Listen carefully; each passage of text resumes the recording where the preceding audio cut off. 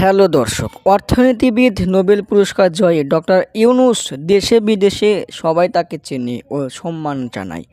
জাতিসংঘ থেকে নোবেল পাওয়া ডক্টর ইউনূসকে সবাই পছন্দ করেন। কয়েকদিন হলো অলিম্পিকে গেছেন ডক্টর ইউনূস। সেখানে গিয়ে মেসি পিকেদের সাথে উঠলেন ছবি।